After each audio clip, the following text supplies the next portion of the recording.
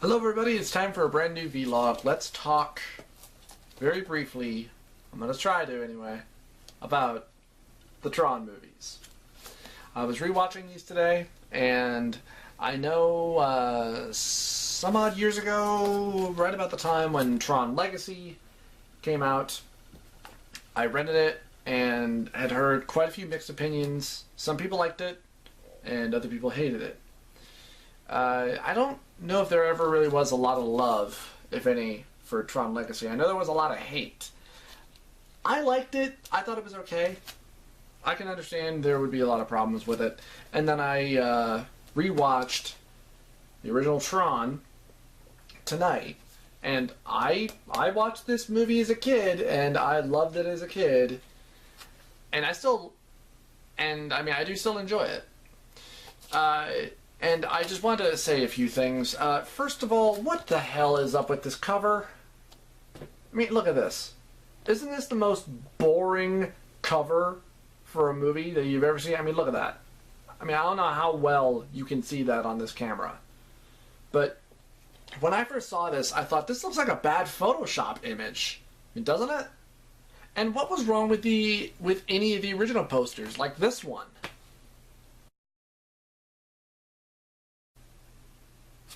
You know, I mean, that was just a little bit more epic. You know, this feels like something that was... This feels like a snapshot while the movie was playing. You know? It's just... You know, it just doesn't feel or really look good. It just kind of looks crappy. You know, and before you say anything, no, there is no alternative cover. You take off the other cover and it's still just this, and there's no other cover on the other side. This isn't a Shout Factory Blu-ray. This is Disney we're talking about. And yet Tron Legacy gets the sort of classic disc holding up in the air and the female protagonist next to our protagonist. Yeah, that's not fair, Disney. Come on. Alright, so let's talk very briefly. Tron. As a movie, I think it still holds up, and it's still pretty good. The effects, while maybe a little bit dated, I still think they actually look pretty good, or just as good. But Tron does a lot more than what Tron Legacy did. I mean, for one thing, it kind of established and really kind of fleshed out a world that we're not really... that we don't really know yet how it works. The program universe, in a way.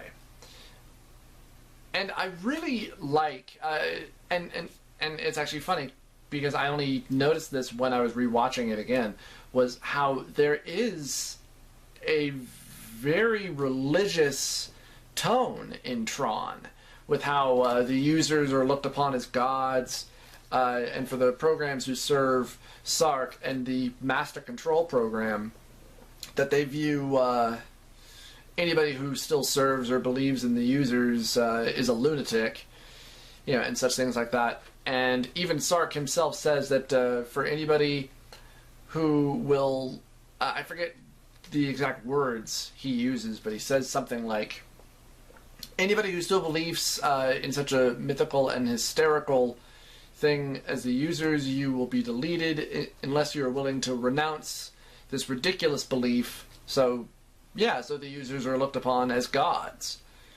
And in a way, well, actually they are, because they created the programs, they created the universe. Well, the grid universe. They created the grid. And I really like that. It actually gives the movie and the world a lot more depth to it as well. And the disc battles are very interesting, in that the disc in itself, you know, is just an extension of the program.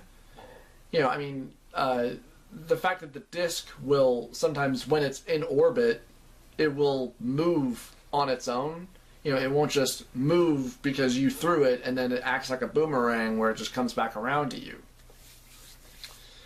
And I don't know if there's much to be said about a difference of the acting.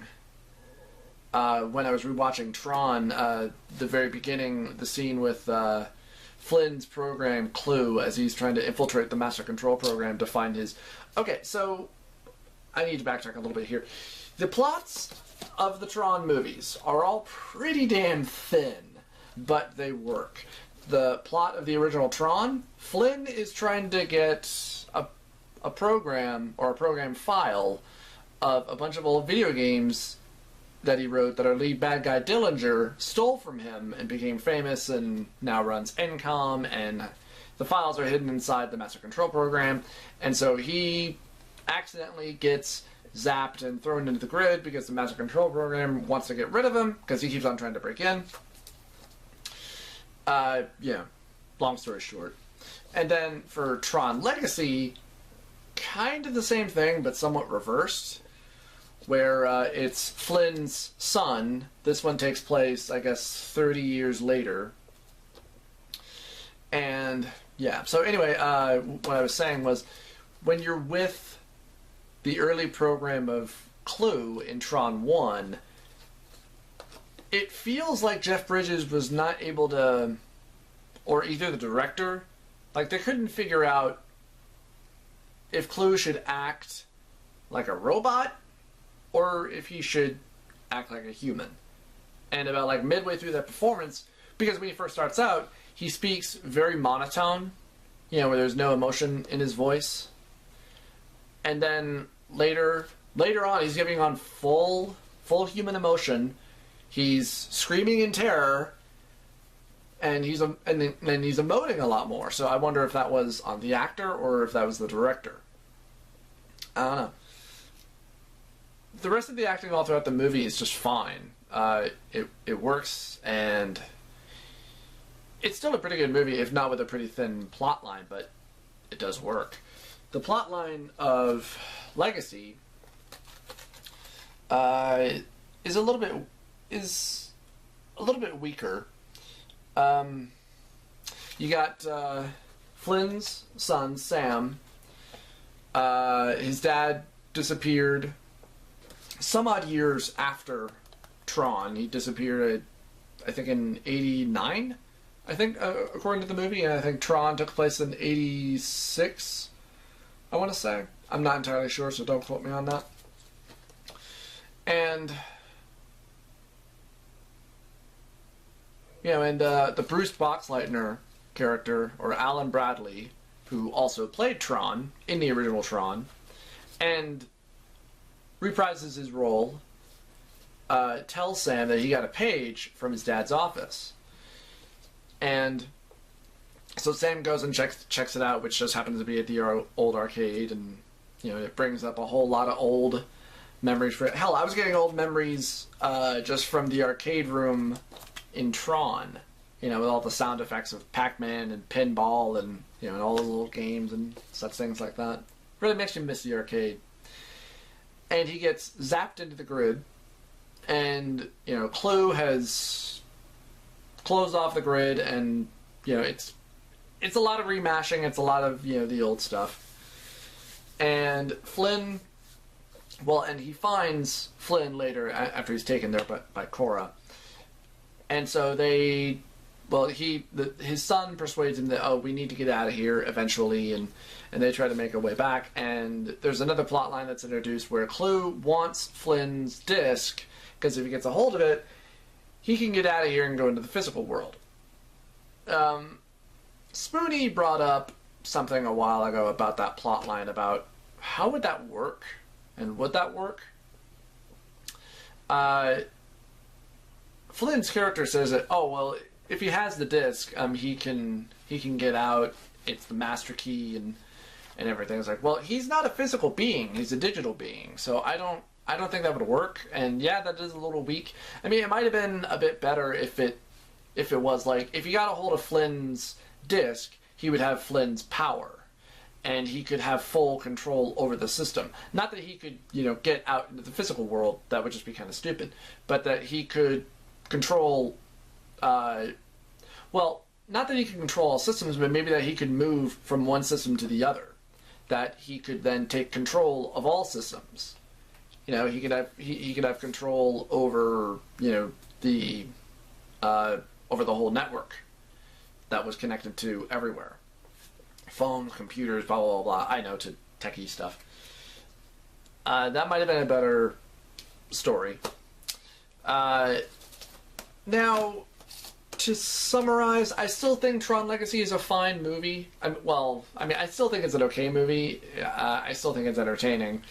The plotline's a little weak. The biggest problem, though, is that when you get into the early flashback of the movie with Kevin Flynn talking to his son, because he's an old man and because he's supposed to look young, they CGI'd his head, to make it look young, and it's just a major distraction.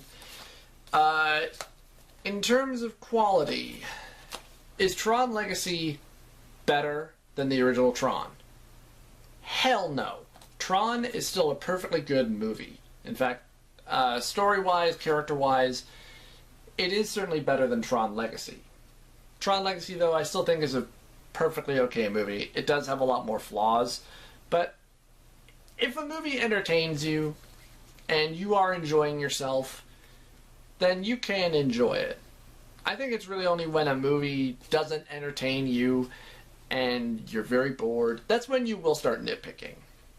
But, that's okay. I mean, if you're not entertained by a movie, that's more than enough.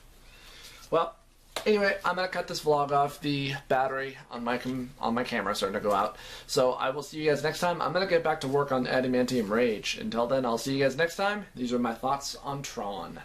See ya.